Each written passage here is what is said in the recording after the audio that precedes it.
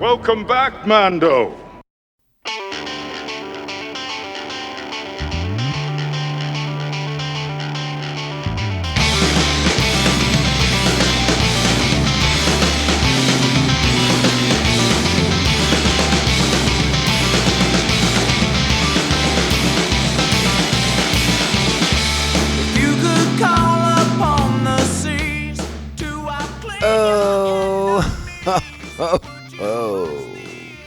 Greetings, Bucketheads. Mevar Tagar. Welcome to our 387th Tarnoonga Talkin' episode of MandoVision. I am your host, Nargai Tom. Thank you so much for checking out this small independent Star Wars podcast. So glad that you're here. Hey, you know what? You can find us on the socials, Mando_Vision on X and Insta, MandoVision at Blue Sky, and of course you can email the show, mandovisiontom@gmail.com. Like, subscribe, follow, and share the show with all the Mandalorians in your covert. All right, Bucketheads, we're back. We're continuing to explore the depths, or lack thereof, of 1985's vintage Star Wars animated series, Droids. And yes, it has been quite the journey so far with the series. You know, by now, I feel like we know the patterns, we know sort of like the tropes of the series. And yeah, it just continues to bring those things forward for us all, for better or worse. So, yeah, you know, and we're just going to talk about it more today, you know. I'm thinking about today's episode in particular and laughing because there's you know, one of the tropes of the series is something happens to C-3PO that puts him in some kind of awkward position, and then it kind of comes in handy later in the episode. And that happens in this episode, except I don't recall anything handy ever coming from it. It's just he gets to walk around awkwardly for a couple of the scenes. I'm trying to think of that. I'll have to think on that for a minute before we get into it.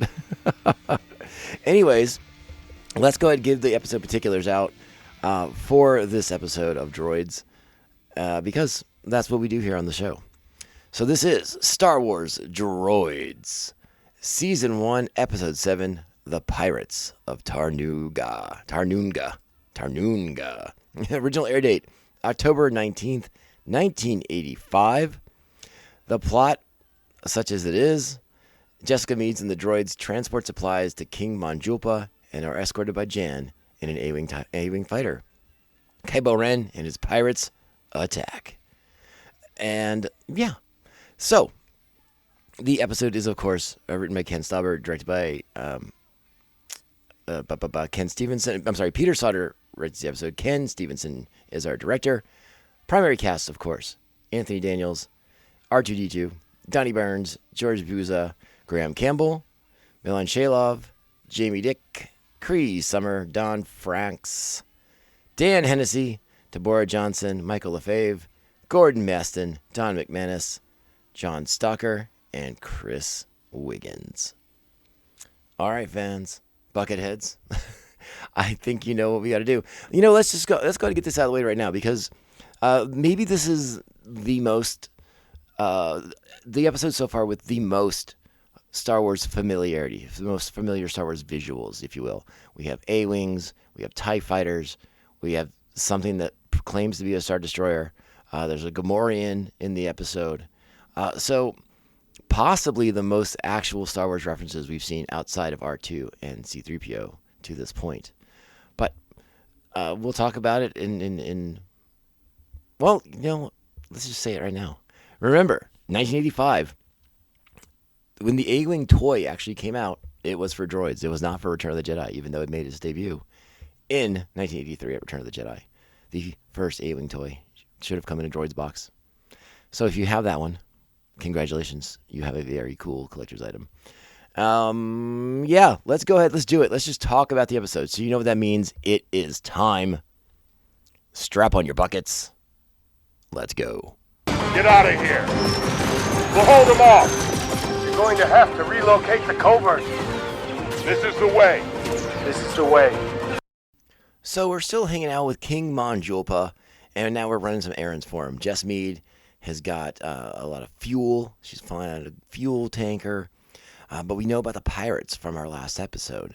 So there's a decoy ship out there, and they make several allusions to the decoy seems to have gotten past.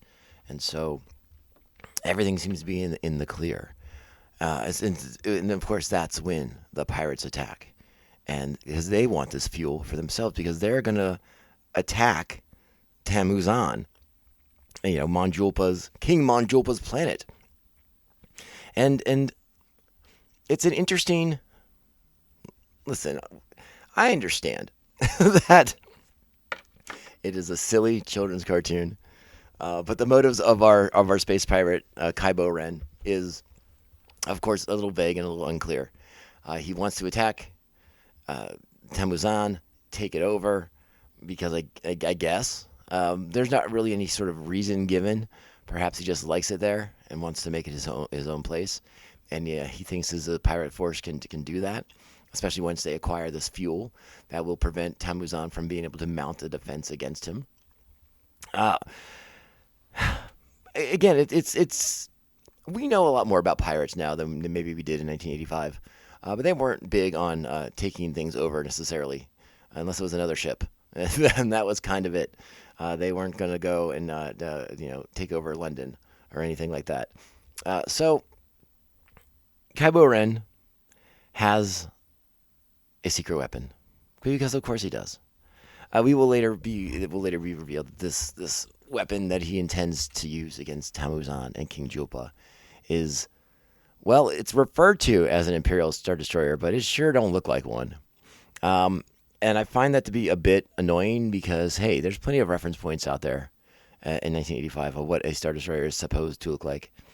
And if it's not like, a full-blown Star Destroyer, it doesn't even, I don't know. But again, another reference to the Empire, which I guess is something to remind us that this show is connected to Star Wars at large. But back to our story, because once again, our heroes are captured. Jess and the droids and Jan all captured yet again. Because that's how this show works, baby. And we go to the pirates' base, and it's hidden in this rock.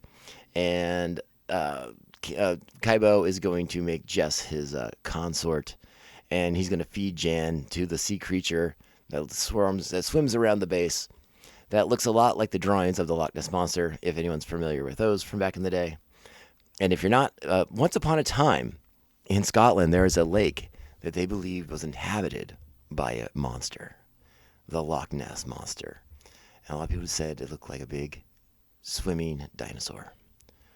And there were some drawings and sketches of what the witnesses of the Loch Ness Monster saw. And those drawings are a lot like this creature that they have in the Droids series, which I believe this creature does have a name. The Miradon, I believe. Yeah. The Miradon is the sea monster, which will come into play later in the episode as well, because why wouldn't it?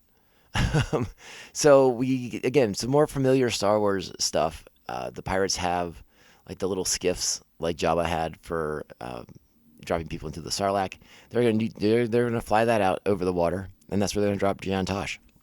But R2 springs into action, goes in after him. We find that R2 is propelled, has like a little propeller thingy, so he can propel himself through the water, and he has an oxygen mask that's connected to his body so that he can keep Jan alive while they swim around and outmaneuver the Miradon.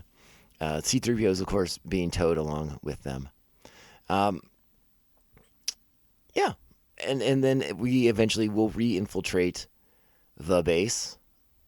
We cut a hole in the netting that keeps the sea monster out.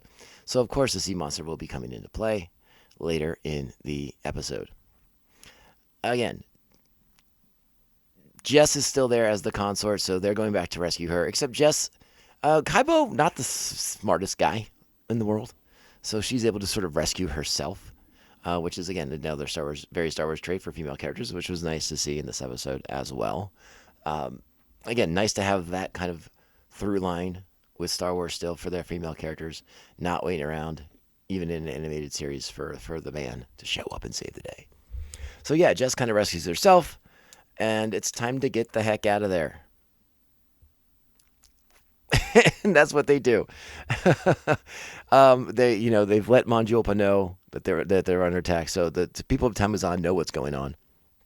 And now we're going to be in space, and it's time for a space battle. Again, this is where we see the Star Destroyer. This is Kybo Ren's secret weapon, and yeah, again, it's not very Star Destroyer-y.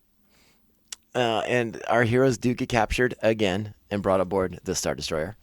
But Jess is flying away in the fuel tanker, right? So it's everything's all good. No. We're gonna save the day. We're gonna get that fuel to Manjulpa, and he and his people are gonna be able to come and rescue everybody and save the day and fight the pirates. Well, it turns out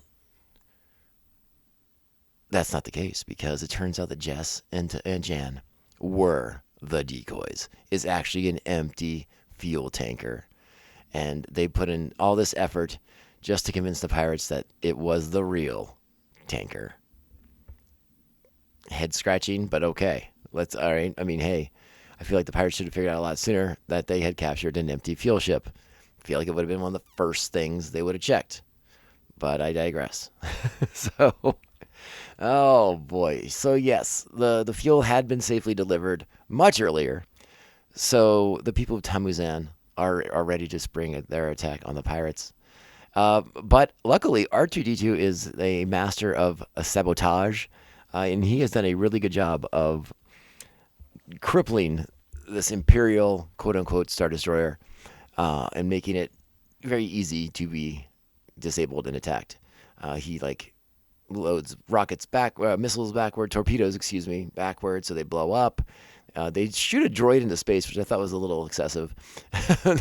but R2 is on a bit of a rampage in this episode. I'm not gonna lie; it's probably one of the golden moments of the show so far. Is this sort of rampage that R2 goes on in this episode as he is disabling and sabotaging this quote unquote Imperial Star Destroyer. So yes, of course, our heroes have saved the day. We return to Tamuzan. The pirates have been defeated. The fuel has been delivered. Kybo Ren is allegedly getting custody. I don't think that's going to hold much water, though. And yeah, again, this is where we reveal that, yes, we were this hardcore about protecting an empty fuel tanker just so the pirates believed it. Okie dokie. Okie dokie. I might have skipped over the part where the sea monster comes in and attacks the pirates' base, and that's what lures them into the fight, because Kybo's like, no, now is the time, we must attack, even though your base is being destroyed and your ships are being eaten. By the way, I did not also mention that the pirates had TIE fighters with a red painting on the side of them that is supposed to indicate a Wampa skull. So sort of like their pirate signature is a red Wampa skull on the side of their ships, and Kybo has this on his shirt as well. So it makes him look super tough. Super, super tough. There's some silly antics in this episode where R2 and C-3PO disguise themselves in clothing for about 2 seconds. That was weird. Let's see, what else is there? There was the bit where C-3PO has another mechanical issue. It forces him to kind of like squat crawl, awkwardly walk for a couple scenes. Again, another trope of that. But again, usually it comes into play later in the episode where he has this malfunction and it somehow saves the day. And I could not recall that actually being the case. He just sort of like got righted later in the show. I think I went back through it and it did not click to me. But hey, like I said, we know the beats, we know the tropes of this series by this point. So there we go. This is the third episode of this arc. There's one more to go. And I can't wait to watch it. I kind of can. I'll be honest with you guys. I'm a little over this show already. Kind of going through them is a bit of a trudge. But we are looking forward to a lot of things coming up this week here on the podcast. So stay tuned, because the Ninth Jedi series kicks off this week. We'll be dropping an episode later in the week to recap the first two installments of that were in Star Wars Visions. And of course, we'll be doing a coverage of the Ninth Jedi series once that gets going. And there'll be a Bantha Tracks bonus episode dropping You might find it in your feed already. I'll be perfectly honest with you. I may put it out at the same time as I put this out because we've been going to the movies. And we're going to talk about that in a special bonus episode if you're interested in that.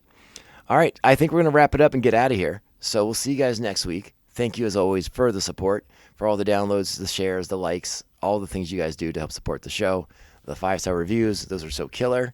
Again, find us on the socials, Mando_Vision on X and Insta, MandoVision at Blue Sky. Email me, MandoVisionTom@gmail.com. And we'll be back next week. Go out there, be great Star Wars fans, kind, supportive, respectful, understanding, tolerant, patient, embracing of others and their craziness. And we'll be back next week. But remember, this podcast, it can only end one way. This is the way. This is the way. This is the way. This is the way. Just did the castle run in 12 parsecs. Not if you round down, buddy. Yeah.